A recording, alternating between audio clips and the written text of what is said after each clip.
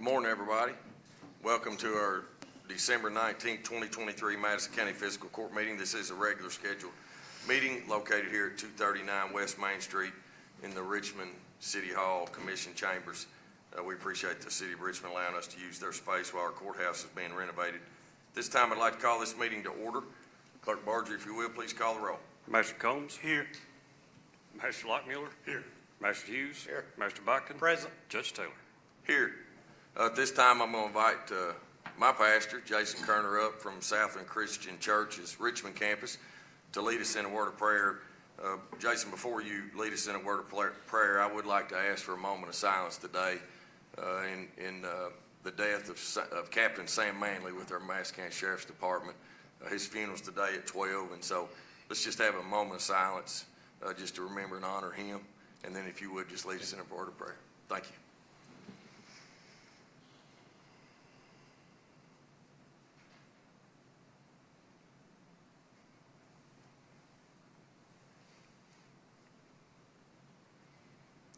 Father God, you've caused the sun to rise this morning over the snow on the ground here in Madison County, God, and we give you the glory and the honor for that, Lord. I do pray for the family of Sam, and I just pray, Lord, for their comfort today. They'll know your presence. They'll feel your comfort. God, thank you for being God. Thanks for overseeing everything that happens here. Lord, I just acknowledge that we are imperfect humans, and we are doing the absolute best we can to manage and to take care of this earth, Lord, and your people. Lord, so I just pray wisdom over this board today, Lord, as they manage, as they make decisions. God, give them wisdom, Lord. Thank you for this Christmas time that we have to celebrate your Son, Jesus. It's in his name we pray. Amen. Amen. Tom, if you will, lead us in the pledge. Stand, please. Pledge allegiance to the flag of the United States of America and to the republic for which it stands, one nation, under God, indivisible, with liberty and justice for all. May be seated. Thank you, Tom.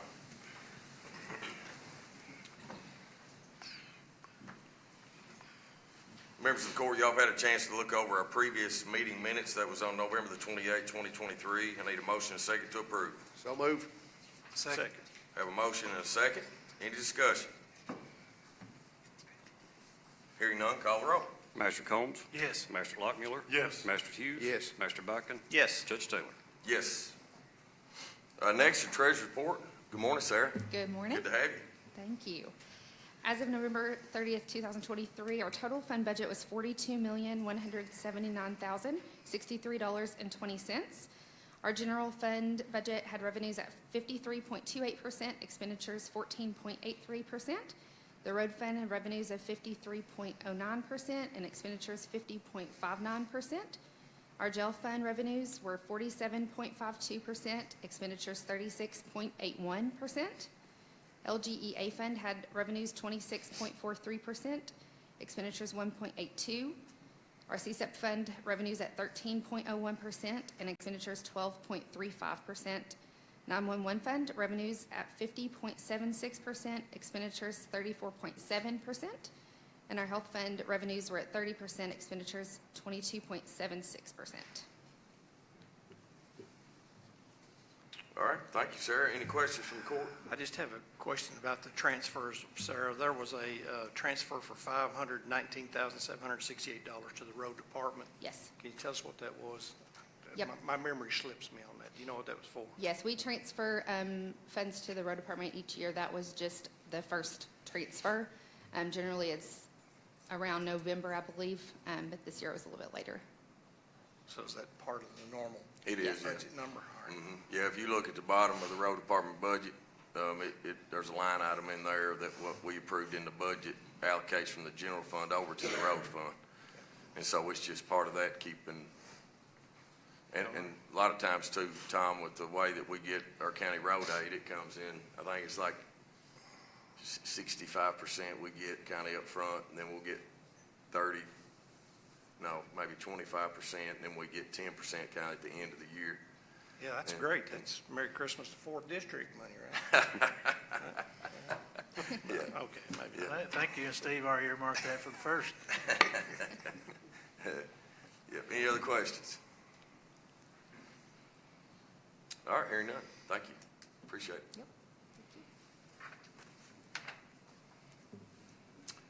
Next is first, that's why you're still standing there, because you're next Just on making the sure. first order of business. First reading of ordinance 2023-16. This is a general fund budget amendment. An ordinance relating to the budget amendment of the Madison County General Fund budget, whereas the Madison County Fiscal Court is responsible for the administration of the county budget, and whereas the Madison County Fiscal Court has realized unbudgeted receipts, and whereas the county treasurer has reviewed the budget to ensure sound financial practices, now therefore be it ordained by the Fiscal Court of the County of Madison, Commonwealth of Kentucky, the general fund budget be amended by $1,680,157.46. This ordinance shall become effective on the date of the second reading and adoption. Motion approve ordinance 2023-16, Judge. Second. Have a motion and a second. Any discussion? Everybody understands what this is for?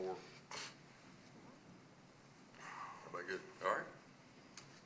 No discussion, call the roll. Master Combs? Yes. Master Lockmiller? Yes. Master Hughes? Yes. Master Buckner? Yes. Judge Taylor? Yes.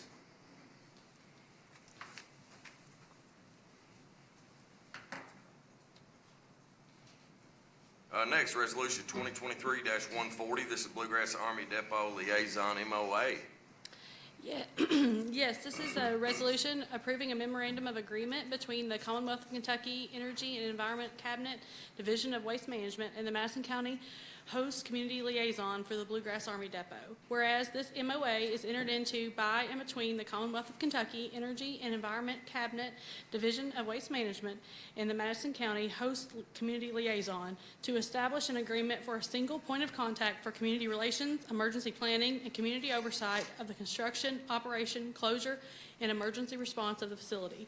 And whereas the Madison County Emergency Management Agency, CSET program worked closely with the Bluegrass Army Depot to gather information pertinent to the demilitarization of the chemical weapons at BGAD.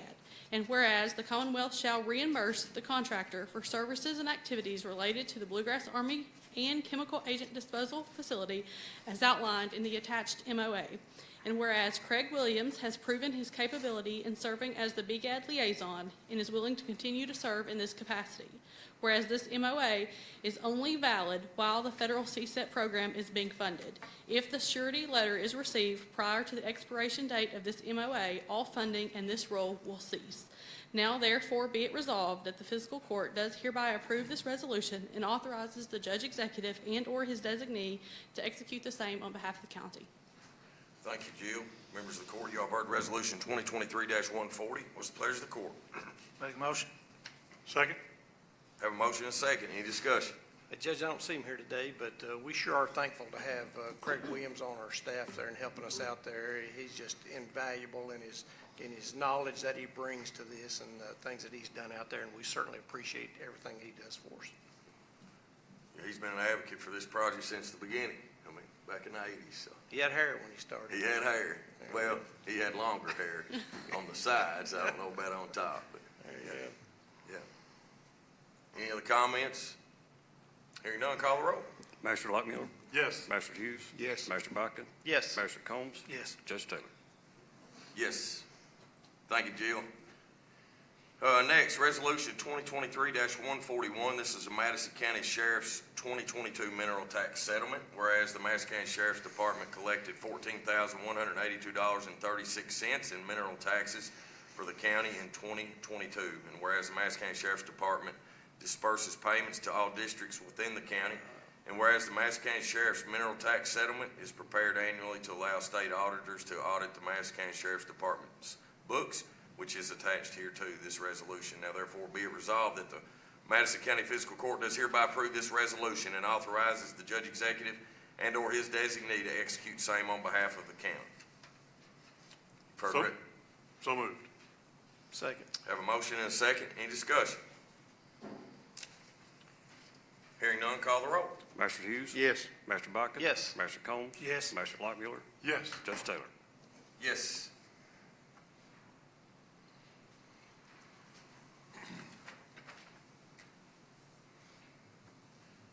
Resolution 2023-142, this is the proposed discontinuance of county road maintenance. Scott, good morning. Good morning. Resolution 2023-142, a resolution approving the proposed discontinuance of county road maintenance. Whereas the Madison County Fiscal Court is responsible for the maintenance of Madison County roadways, and whereas KRS 178.070 outlines the process a county uses for discontinuance of county roadway maintenance, and whereas the Madison County Fiscal Court proposes to remove the following roads without public purpose for the county road maintenance system: Cherokee Lane, Kavanaugh Lane. Whereas the Madison County Road Department has assessed all county roads, and this list of roads was recommended by both the road assessment and independent road commissioners on the review. Now therefore be it resolved that the fiscal court does hereby approve this resolution and authorizes the judge executive and/or his designee to execute the same on behalf of the county. All right, thank you, Scott. Members of the court, you've heard Resolution 2023-142. Do I have a motion? Motion? Second. Second. Any discussion? I didn't have any calls on Cherokee Lane, Judge, so I think everybody's good with that. All right. Any discussion? I'm gonna open it up for public comment in case anybody here. Eric, come on up. Yeah, you can come on up.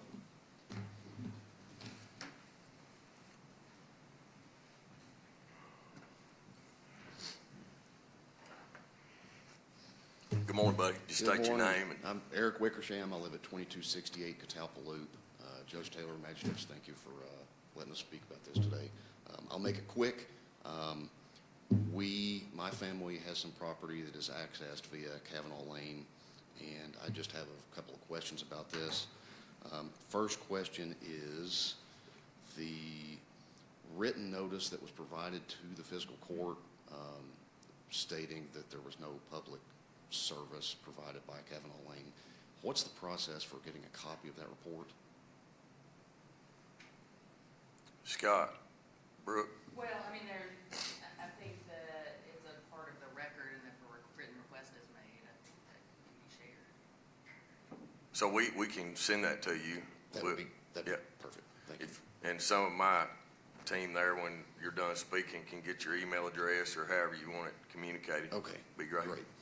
And I just want to confirm that that report does state that Kavanaugh Lane serves no public purpose.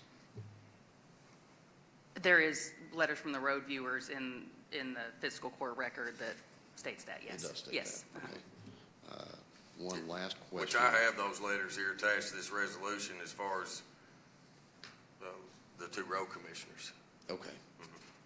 Perfect. And I'm not sure if this is the correct venue for this or not, but can you explain to me the process for petitioning the court for discontinuing public access to a road that has been deemed not suitable for public purpose? So is your question the process for discontinuing the road, or the process of a private citizen for petitioning to continue to have access to the road? The latter. Okay, and that's something that you'd have to get private counsel to advise you about that process. There is a process, but you'd have to seek advice if that was something you wanted to pursue and request that the court do. You'd have to pursue that on your end and then make the petition. Okay, very good. Thank you. Thank you. Appreciate you being here. Anyone else here to speak on behalf of Cherokee Lane or Kavanaugh Lane? All right. Seeing none. Members of the court, do y'all have any other comments, questions? Hearing none, call the roll. Master Botkin, Yes. Master Combs, Yes. Master Lockmiller, Yes. Master Hughes, Yes. Judge Taylor. Yes.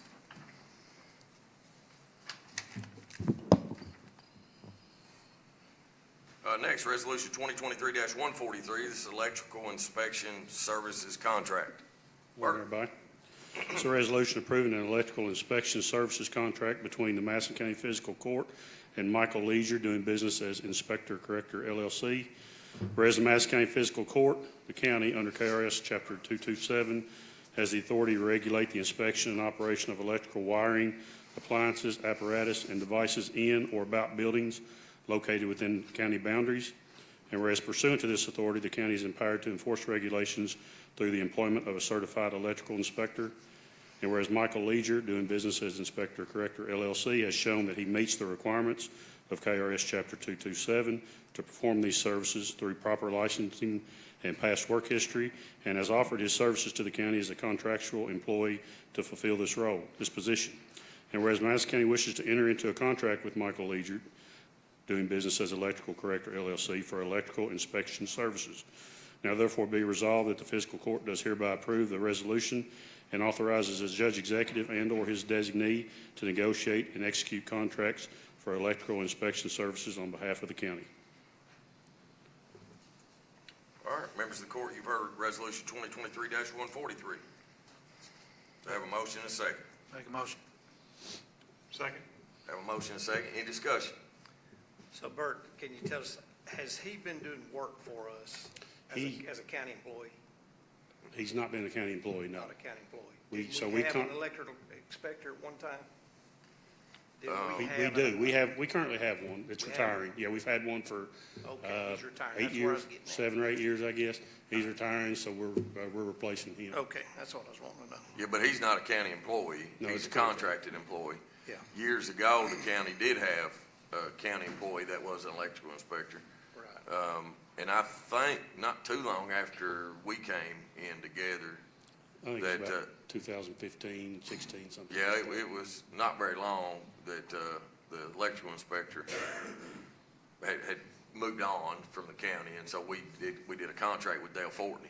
At the time, Dale was the electrical inspector of the city of Richmond, and, you know, having that continuity for electricians and that kind of thing was good. So this is kind of the same similar setup now. Dale's stepping back, which he deserves it. He's been in the electrical world for many That's years, right. so. And just so the court knows, the contract with the new company, the new inspector, it's the same terms. Actually, we cleaned a couple things up, some issues that we had, but as far as the payment that he receives for the inspections he's doing, none of that changes in the new contract. Good. Any other questions? All right, hearing none.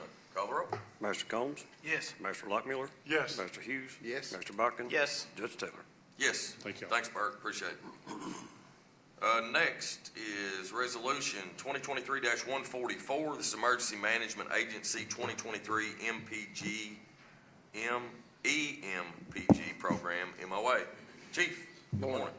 Resolution 2023-144, a resolution approving a memorandum of agreement, MOA, for the 2023 Emergency Management Performance Grant Program. Whereas the Federal Emergency Management Agency, FEMA, provides funding to support emergency management programs across the country through their Emergency Management Performance Grant, EMPG program. Whereas the Madison County Emergency Management Agency, EMA, is the subgrantee of the funding from FEMA through Kentucky Emergency Management, KYEM, as a grantee. Whereas the Madison County EMA requires a contract for the distribution of federal fiscal year funding, whereas this funding supports emergency management operations and preparedness activities, and a 50% cost match up to the counties awarded. And whereas the Madison County Fiscal Court must provide non-planning certification for the EMA program grant, whereas the Madison County EMA has received the contract from KYEMA for 2023 EMA program funding and wishes to enter into a 2-year MOA beginning October the 1st, 2023 through September the 30th, 2025, which is attached here to this resolution. Now therefore it be resolved that the fiscal court does hereby approve to enter into this MOA and authorize the judge executive and/or his designee to execute the same on behalf of the county. Motion approved resolution 2023-144, Judge. Second. All right, have a motion and a second. Any discussion? It's a good standard 30-page contract for $2.6 million. Yeah, that's right. It's a dandy. Yeah. Anyone else? Hearing none, call the roll. Mr. Lockmiller? Yes. Mr. Hughes? Yes. Mr. Buckin? Yes. Mr. Combs? Yes. Judge Taylor? Yes. Thank you all. Thank you, Chief. Appreciate it. Next is Fire Department Recruit Penny. Herb. Good morning, buddy. Good. So with this recruit class, we had the opportunity us, Madison County Fire, and Richmond Fire was hiring at the same time. Richmond Fire has a new training officer, so we was actually able to combine the two that I have with 5 newer Richmond recruits, and it actually worked out really well because we cross-train together and because we run together and a lot of that stuff. So we're wanting to bring them up, do the pinning of the Yeah, absolutely. badges and stuff like that. First one I'm gonna bring up is Braden Pruitt.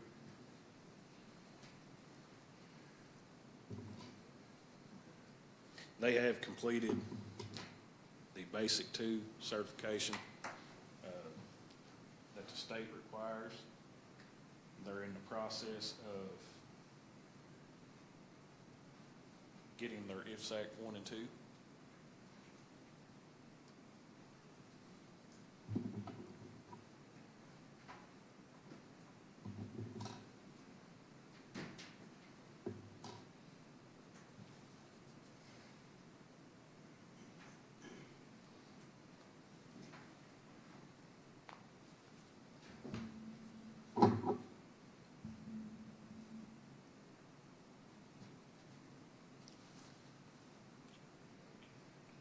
His granddaddy sure been proud of him, wouldn't he? Little Harold.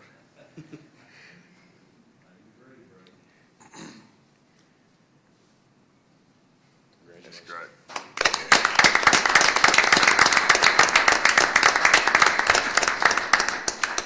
The next one we're gonna bring up is Camden Eubank. He has also completed Basic 2 through the state of Kentucky and in the process of getting his IFSACs also.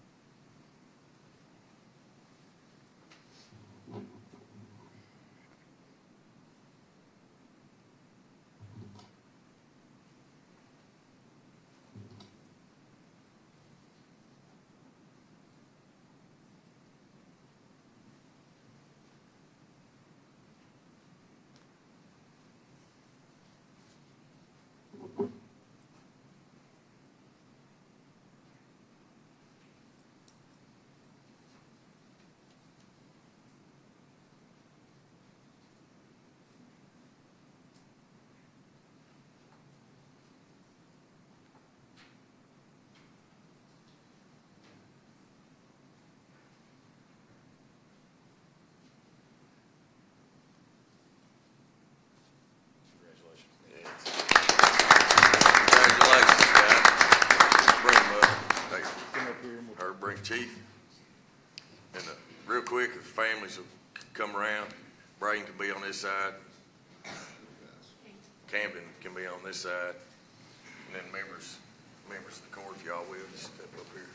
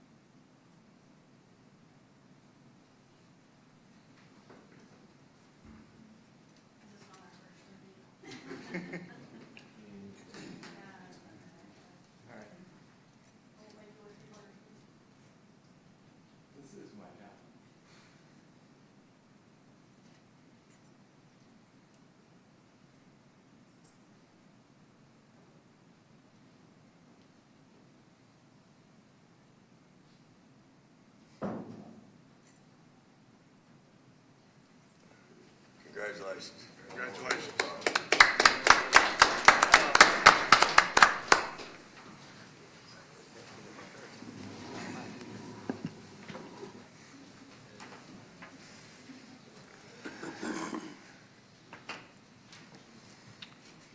Judge, we're thankful for these individuals that come to the county there. You never know when the next one will be pinned, will be our Chief Gray there years down the road. So we're glad you're starting your careers with us. Thank you very much.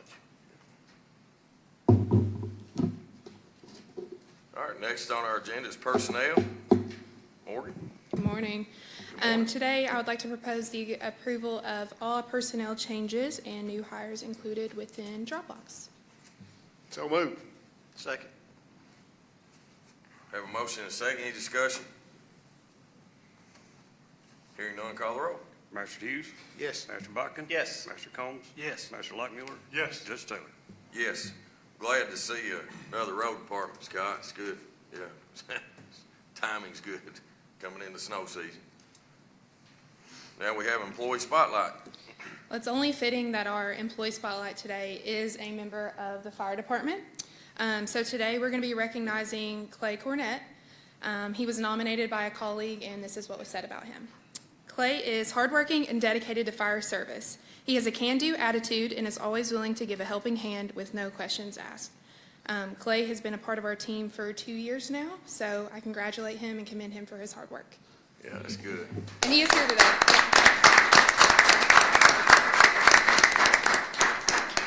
You know, I was having lunch one day with Clay, and he told me that we had a lot in common. So there's my mini-me back there, Clay. It's good to see you, man. Proud of you. Yeah, appreciate you. Next, the judge's report. Just to have a few quick announcements. Obviously, holiday season, several things going on. You can have your photo taken with Santa on Tuesday, December 19th, today at 4 to 6 p.m. in the front lobby of the Berea Chamber of Commerce. Heritage Homeschool Co-op is hosting a Winter Wonderland Sneaker Ball on Tuesday, January the 2nd from 7 p.m. to 9 p.m. at the Russell Acton Folk Center in Berea. You can visit their Facebook page for more information. EKU's 859, it's the community night men's basketball game, will be at 7 p.m. on Thursday, January the 4th at Alumni Coliseum Baptist Health Arena. Visit www.ekusports.com to purchase your tickets. And then all the members, we've been invited to that, elected officials have been invited to that. Make sure if you haven't gotten that, get with our office and we'll make sure that we get you the information. Madison County's government and its related offices will be closed on Monday, December 25th through Tuesday, December 26th for the Christmas holiday. Our offices will reopen on Wednesday, December 27th at 8 a.m. and then we'll be closed again on Monday, January 1st through Tuesday, January 2nd, 2024, and we'll return back on January 3rd at 8 a.m. I want to wish everybody a Merry Christmas and a happy holiday season. Happy New Year. Comments from magistrates? Brian. Just want to congratulate all of our new hires and thank you for choosing public service. This is the final court meeting for this year. It's some of our very first years, and we're just thankful for all the department heads and how they've helped us through this year. And we're just thankful for your service, and just want to wish everybody a happy New Year and Merry Christmas. And just glad to be here, Judge. Glad you're here, buddy. Steve. Yes. Wanted to thank members of the court and members of the staff for all your help and counsel and stuff in my first year as being on the board up here, and it's been a very enlightening year. It's also been a very pleasant year in the fact that I've learned a lot and really enjoyed being part of this court and serving the community. Second of all, I wanted to wish Morgan the best. Daggone you. I know, but I didn't know for sure on that, so thank you for that. But also want to congratulate all the honorees today.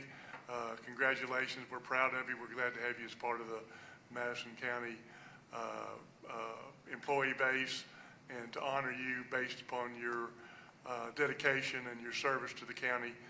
Thank you all very much. And with that, I'm just going to say Merry Christmas to all. Happy New Year.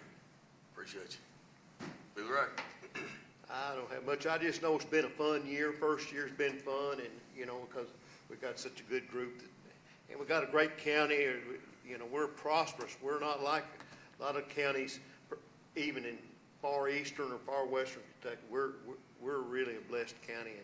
And one of the favorite things I've enjoyed this year is when these young men come up and get pinned. That's some of the most fun times for me, is watching these young men grow and achieve milestones in their careers, seeing the new up-and-comers, the ones going to take our place. And that's a blessing to me. And I want to wish everybody a Merry Christmas, prosperous New Year. Just to, basically, same thing for me, Judge. I just want to take an opportunity to say Merry Christmas and Happy New Year to all of our employees. Of course, you know, we sometimes sit up here and take the heat, but a lot of times we take the glory for your good work.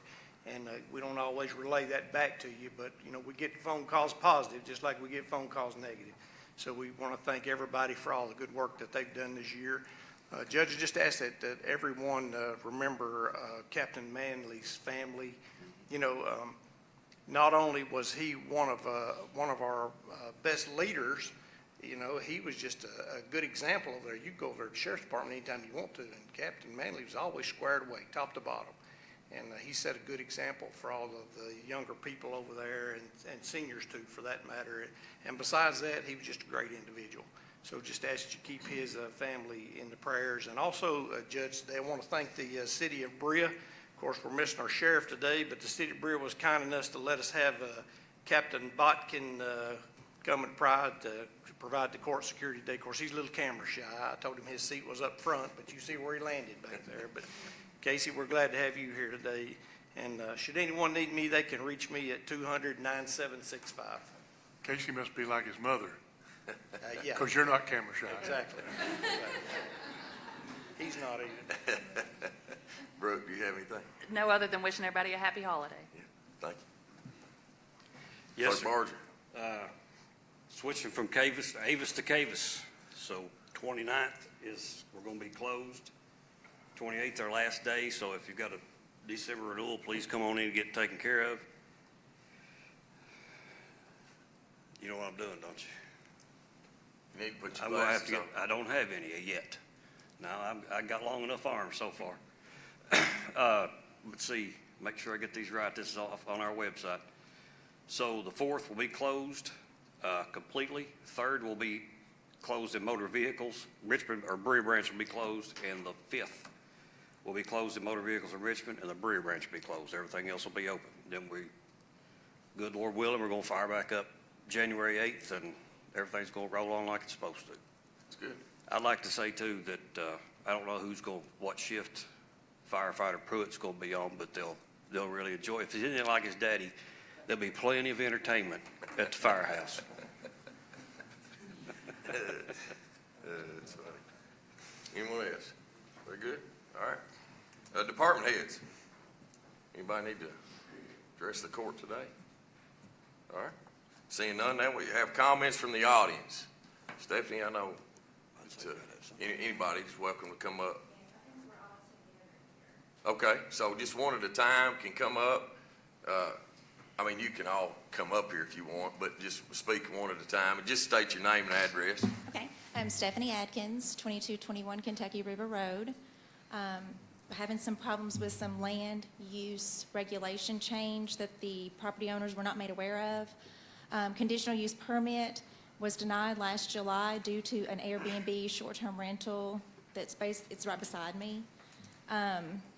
We're having trouble with the road because I don't know if you all, I know you're familiar, but Kentucky River Road is a single lane, dead-end road. You cannot pass a vehicle on the road. It's 25 miles an hour. The guests of the Airbnb are continuously causing, just traffic problems.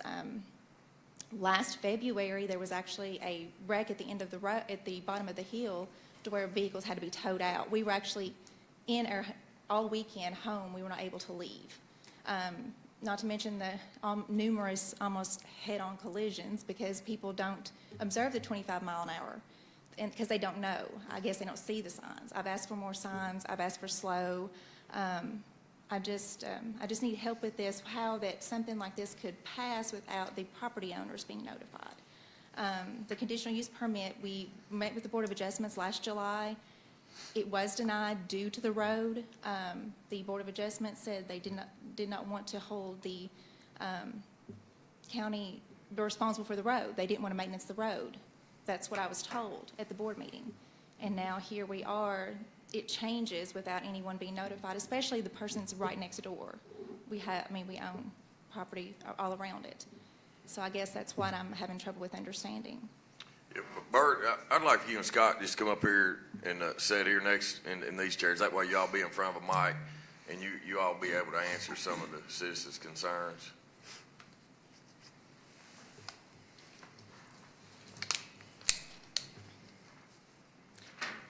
And from the Board of Adjustments meeting last July, I have a petition. I mean, I didn't count them, I don't know. I just went again this week. I have over 40-some signatures. There are only 42 deeds on the road. I have multiple, the spouses are even signing these. I mean, I've got over 40 signatures here of people that have, I mean, they're horror stories. I spent, I don't know how many, 3 or 4 days after work talking with these people on the road, the property owners, and they have horror stories. I mean, everybody has either almost been hit, their kids have almost been hit, their animals have almost been hit. Bert, could you please explain to the court, but she's referring to a conditional use permit. Just bring us all up to speed on. Yeah, so everything she said is right. I mean, it did go before the Board of Adjustments prior to us. The short answer is we changed the regs, right? But the long answer is when it went to the Board of Adjustments before, it was a conditional use. In terms of a business license, we didn't really have any regulations on the books for short-term rentals, Airbnbs, VRBO, that kind of thing. And that was one of the things that we updated when we updated the regs. We added some stuff in there that wasn't even heard of or thought of 20 years ago when those regs were written, and it's one of the reasons that we wanted to update them. You know, all those were public meetings. There weren't individual letters sent out to, because it was a comprehensive document that covered the whole county, right?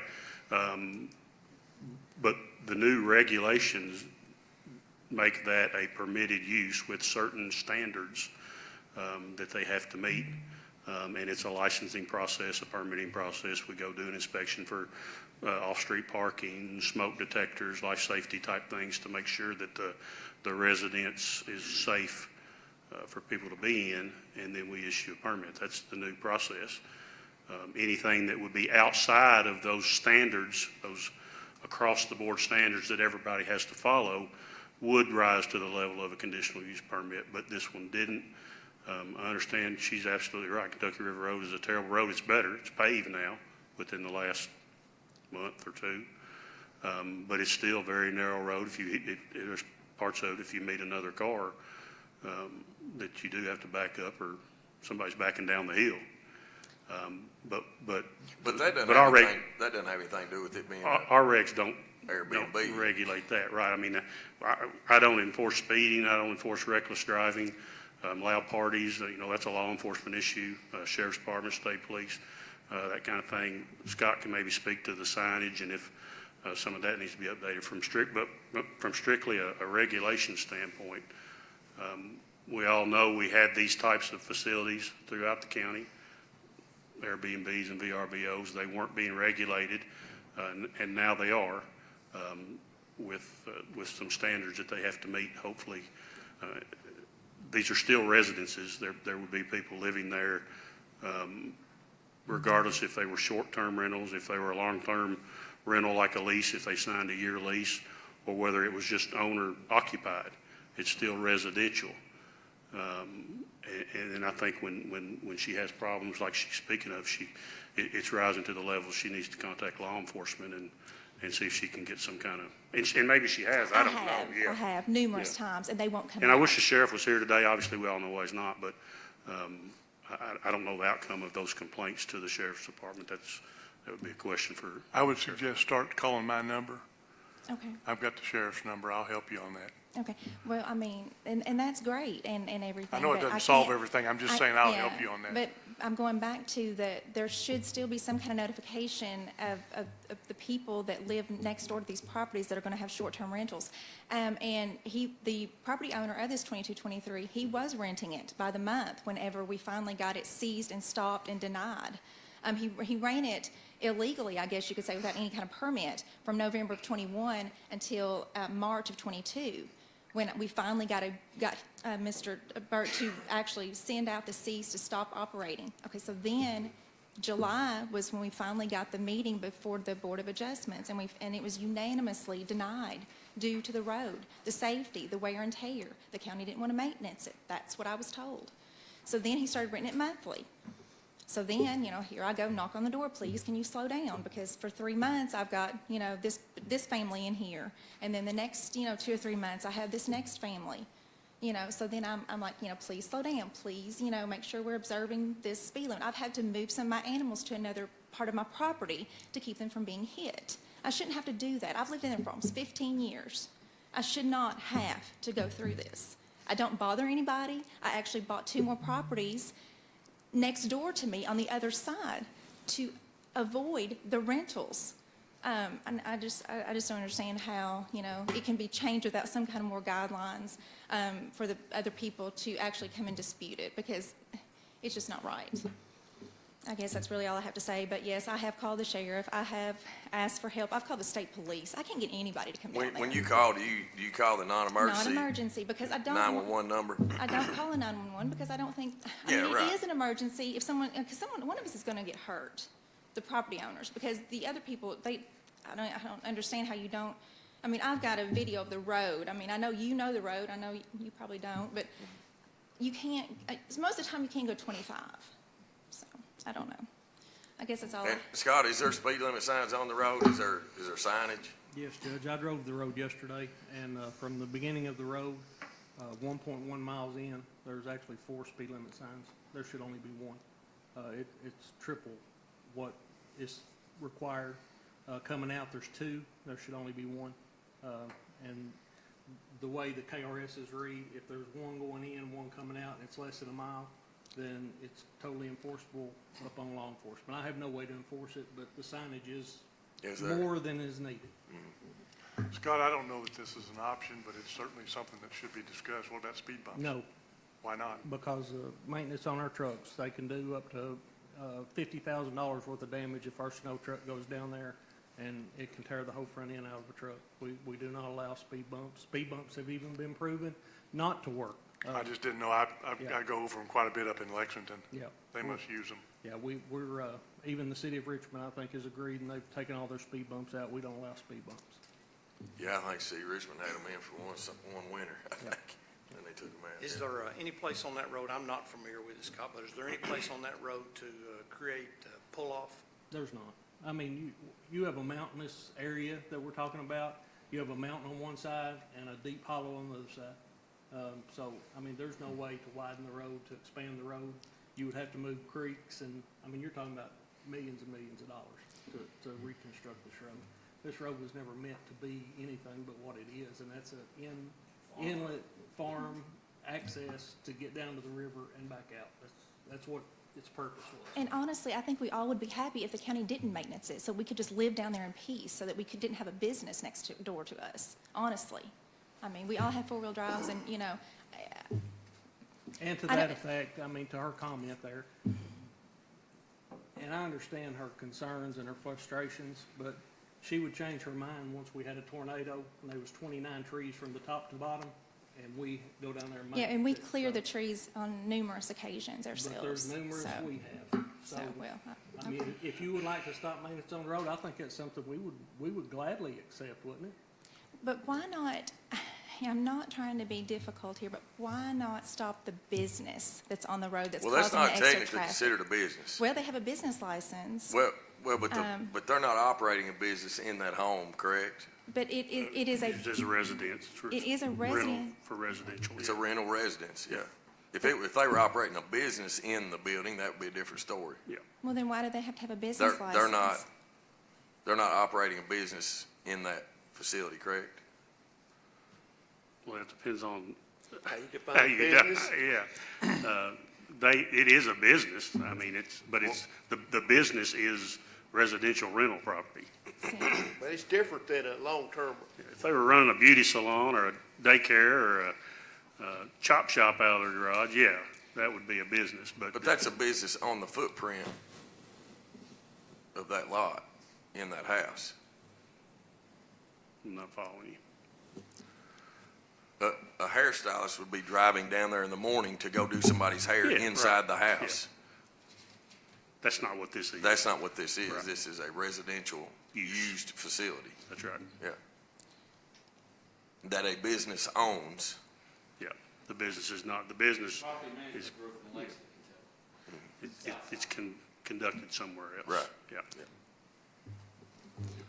Do we collect business, income from them? They have a business license, and they also have a short-term rental permit. And I'm that- sure that's, That they renew once a So they're year. required to file returns. Yeah, yeah, everybody that has a business license also also has a tax account. Right. And they run it off the books for the first 5 or 6 months. yeah, Yeah. Yeah, okay. So because they're a business and because they have their proper permit, then it doesn't matter what anybody else, I mean, all these property owners, I mean, I have a video of the road, if you all want to watch it, I mean, I know you all know the road, I've got all these signatures, every property owner on the road is upset. And the only reason, of course, they can't come at 9:30, I take off work, I mean, who can be here at 9:30? Most everyone has to work. So that's why I got their signatures. All right, thank you. Thank you. I want to thank y'all for hearing me. Just My name's state your name. Jared Davis, and I'm a 40-year resident and avid voter in this county. And I want to appreciate y'all hearing my voice and letting me voice concerns and questions. I'm at this hearing. I wanted to ask, why was the law changed in the first place? What prompted the change? Was the person who drafted this new change influenced in any way? Who drafted the law, and if they would stand up and give an account, and obviously you're giving an account on it. Was the previous process an unfair process? I mean, we had the commission, they could hear the community was involved, and there was the 40,000 plus voters you all have in this area got to have a say if they wanted to show up. If they even wanted to participate in the process, they had the opportunity to show up. Now, due to this new law and the short-sightedness of it, it circumvents that whole process. And I'm just asking y'all to maybe think about maybe the law's not wrong, but maybe y'all can make amendments to it that when a community wants to sign, and like they said, there's 47 deeds on this property and it got over 42 signatures. It used to just be an old farm road that over time, this nephew gave this piece of property and this family member gave this property and they sold it, and next thing I know, a community developed out there. And I live out there, and I live in peace out there.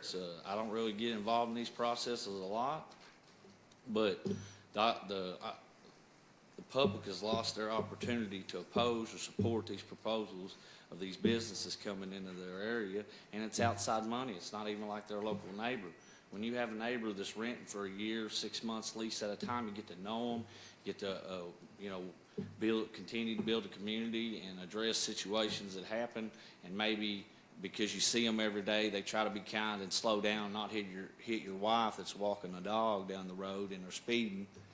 You get to know these people, but when you're renting it 300 days out of the year, you get a new neighbor every day, whether it's from New York, Tennessee, Indiana, Missouri, wherever.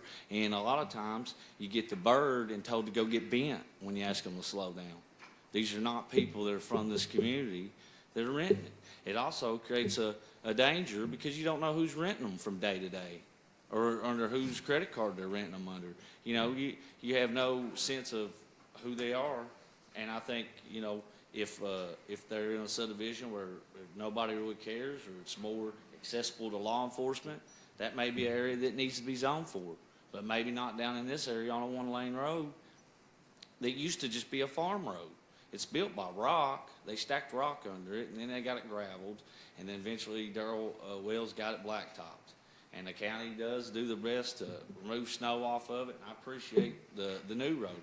I'll be the first to admit that Mr. Lockmuller worked hard to get us a new road down there, and I appreciate it. It's probably more help than we've got from previous help. But, I'm not really excited about this process here. And, I think more and more, I bet the 40,000 voters in this town probably weren't too happy about their property tax hikes, which was really out of their control. They weren't asked about it and given a vote on it. It was 6 or 7 people that got decided, hey, we're going to increase your property tax rights. And I just feel like local government is getting more intrusive, and that's, that's fine. I mean, I took it on the chin, and I pay, taxes are paid, and, we get our roads paved, and we need new facilities, and things are getting more expensive. and our county needs us to raise more revenue for them. I completely understand, and we do try and do our part. But on the other side, when we elect these officials, or these people get appointed into a position, they ought to really think about the laws that they're making and how short-sighted they might not be. They might not be helping your community members. You know, I mean, I'm not saying that we don't need to raise revenue, but if we raise taxes on property owners, eventually your children are going to be these property owners. And you may be pushing your children right out of this town so they can go find a place that's more affordable to live in.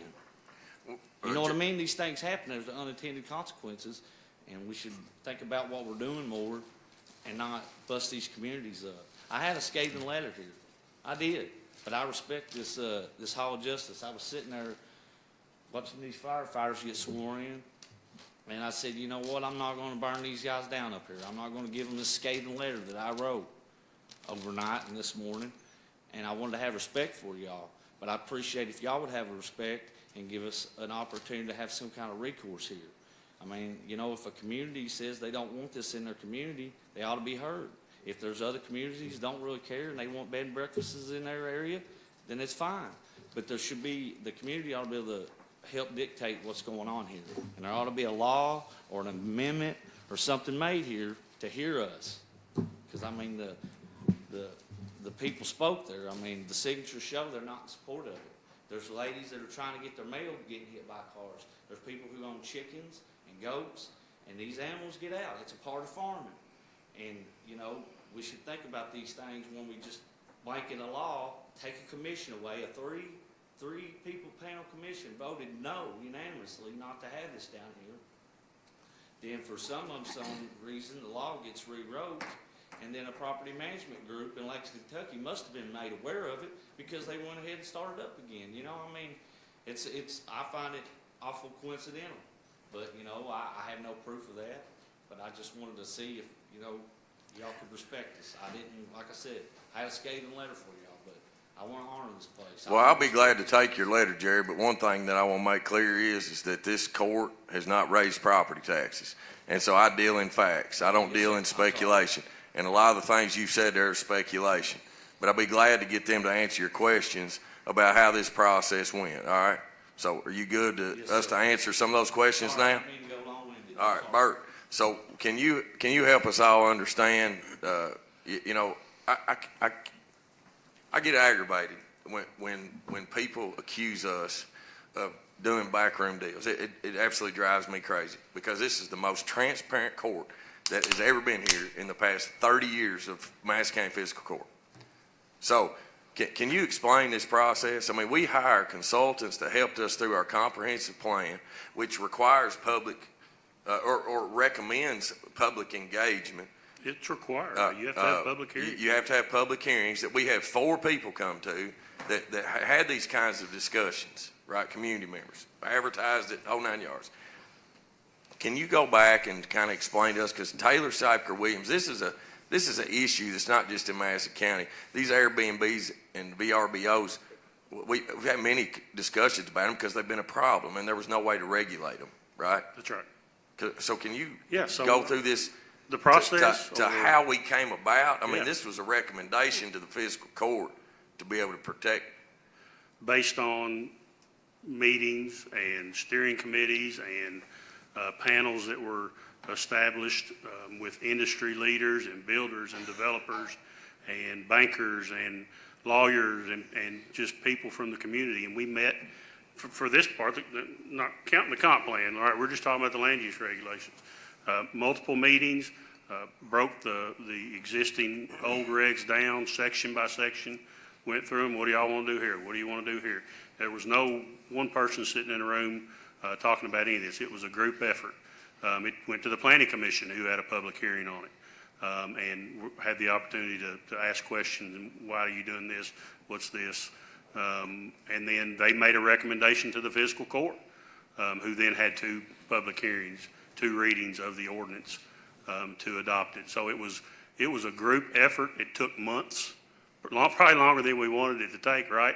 Thousands of dollars that we paid Taylor Cypher Williams as our consultant, as our guide, facilitator, whatever you want to call him, to help us rewrite this and get a more updated, like I said, those regulations were 20 years old.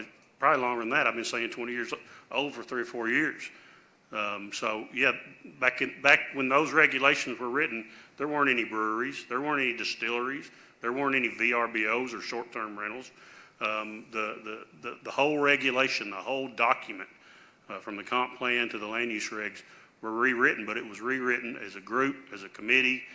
Like you said, we begged for public input. I mean, we sent out surveys online, on the website, we did it through hard mail, snail mail, and we had public hearings. When we got our first round of public comment back from the online posting, I think we got 300 signatures, and TSW's like, that's great, that's awesome, that's a great response. And I'm thinking, there's 90,000 people in this county, and we got 300 responses. Like you said, when we had our public hearing at the extension office, we had 4 people show up. So there is a process. We followed that process. We had the group discussions and the group meetings, multiple meetings, 4 or 5 meetings. You were in on those.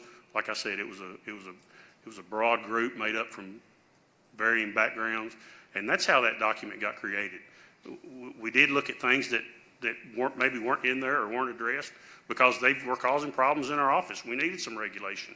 We needed a process to be able to say, okay, this person's running a short-term rental. Before, it was like, well, they need a business license. Well, to get a business license in a residential zone, you got to go to the Board of Adjustments. Well, we were having to go to the Board of Adjustments every time somebody wanted to do a short-term rental. So we tried to facilitate an easier process to go through. Is it perfect? No, it's not, because Kentucky River Road's a terrible road. But to have some regulation of that. Well, it's not a terrible road, it's a narrow road, right? You just got them blacktop. Yeah. That's what I meant, yeah, that's what I meant. But so we tried to come up with processes to capture some of that revenue, to still regulate it, to streamline the process some for the benefit of our office. And, they admit there's some of these operating that people probably don't even know they're living next door to one of them. That's not the case for them, but you can't write a reg to solve every potential scenario in the county. Madison County is a big county that might come up. I'm sympathetic to them. I understand. I would not want to be living next to. You have to come up here.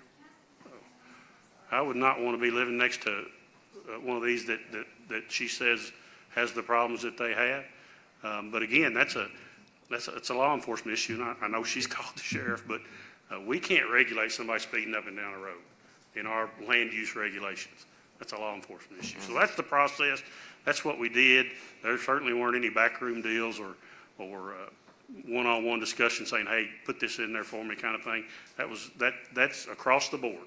That's anybody that comes into my office now that wants to do a short-term rental permit, they'll get the same process. Might need to go back to the old way then.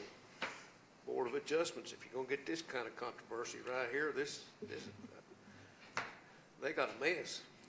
That's what I'm I saying. don't know. I mean, it's Possibly, like- can there be an amendment? Can there be certain areas that need to be addressed, just not across the board, not just a permit, just say, hey, here, you can have it, you want one, here you go. Can there not be something we go back to help us weed out some of this? Because some people, you're right, may not know they live next door. We certainly do. There's noise and traffic, and then it's a nightmare. And I know you all probably don't have the time and you don't want to, but if you want to see the video of the road. Well, you can send me any of that stuff to my email. I mean, Okay. I don't want, I feel like you all are assuming that we're just not gonna do anything about this. So- No, I never So assumed. with some of the comments, I mean, we're here today for you all to be able to share your concerns with this fiscal court. Absolutely. This is the public way to do that. That's what I'm And so trying to from here, we can go back and we can look in, maybe we do need to make an amendment. Maybe we need to put a standard in there that if you want a VRBO, that, the road has to be a certain width, or, I mean, I don't know. I mean, we need to go back and look at it. Right. When we make regulations, we make regulations for the county. Right. We don't make regulations for Kentucky River Road and make separate regulations here, Absolutely. this district to that district. Absolutely, and I completely understand, and I don't know if I would even want to try to do that. And I do appreciate the road, and I'm not saying I don't, because it's been the potholes and uneven pavement for years now. It was like driving down a creek bed. So I do appreciate that. But at the same time, it's not going to last if we continue to have the excessive traffic is all. Okay. And I do appreciate that. Yeah, thank you. Yes, sir. I just have something to add. Can you Darrell please- Atkins, 2221 Kentucky River Road. It wasn't one wreck down there, it was 5 totaled at one time. And that's what we're gonna have, just as soon the first little skip of snow comes, the holler's gonna be full of cars again. Yeah.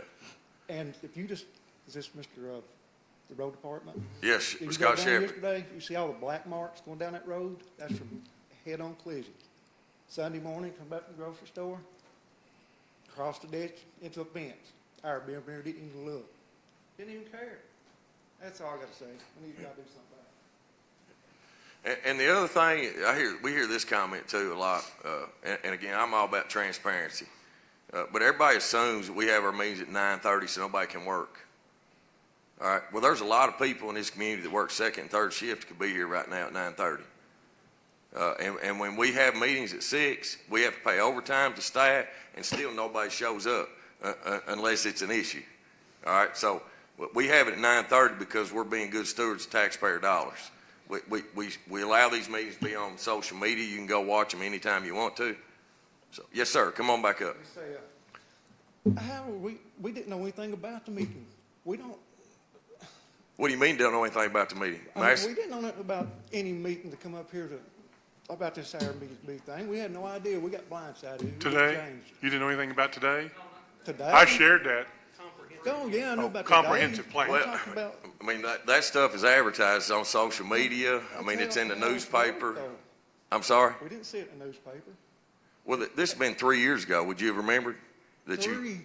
Yeah, 3 years ago, the comprehensive plan started. We started in, well, it's 2021. Well, I think he's COVID talking messed about it the up. land use reg Talking about change. this changing the Airbnb to some, just rewriting it to where now they can do the same thing, coming in 6 and 7 cars at a time, sometimes 8 and 10.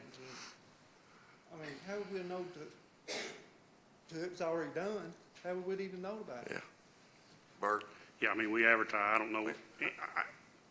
I don't know how much more we, unless, short of sending a letter to every resident in Madison County, certified mail to their house, I mean, we are transparent. We do put it on the website. We do advertise it in the newspaper. They are public hearings. The Planning Commission agenda is posted online. They have a regularly set meeting schedule, just like you all do. Anybody else? I just want to say I'm sorry that, No need to apologize, man. I'm all about the facts. I mean, your taxes, when I started, was $83 per thousand you paid when I started in 2015. This past year, you paid $71. So it's a $12 decrease since I've been here in office. So. I would just like to say, Judge, that, for the folks that have come here and spoke to us today, we appreciate that, because I'm not familiar with your area, but if it makes you feel any better, whether anything happens or not, we will talk to Bert about it and take a closer look at that regulation and see if there's anything that can be done to help you up there. No, I'm not making any promises, but we will look at it. Stephanie, I would like to see some of that information. If you're going to speak, you just got to come up to the mic, because people that are watching, on TV, they can't hear. That road will be gone within a year. Y'all know that. Because it gets down to where it's only about 6 foot wide when it starts falling back off into the creek. So that blacktop's really not, that's a waste of money. Okay. Well, Blacktop road that you live on is a waste of money. I'm Okay. sorry, but I've worked hard to work with Scott on that, and I don't think it was a waste of money. But I do want to hear your concerns. I don't predict the future. But I'm here, Stephanie, you know that. Jared, you know that. I'm here to work with you all. Just let me know what I can do. I'll return your phone calls. We will take a look at this internally and see what we can do, and we'll just go from there. But I think it's been said a couple times up here, we recognize the issue. Now, what can or can we not do about the issue? So. All right, anyone else? All right, do we have any Facebook comments? No? All right, I need a motion and a second to pay the claims and approve the transfers. So moved. Second. Have a motion and a second. Call the roll, please. Take your pick, Kenny. We'll just take your pick. Yeah. Yes. Yes. Yes. Yes. Here. Yes. Yes. We know you're here. Yeah, next meeting, January the 9th, 2024, will be in Berea. That'll be at 9:30 a.m. at Berea City Hall. The next meeting, January 9th, 2024, in Berea City Hall. I need a motion second to adjourn. So moved. Second. Call the roll. Yes. Yes. Yes. Yes. Yes.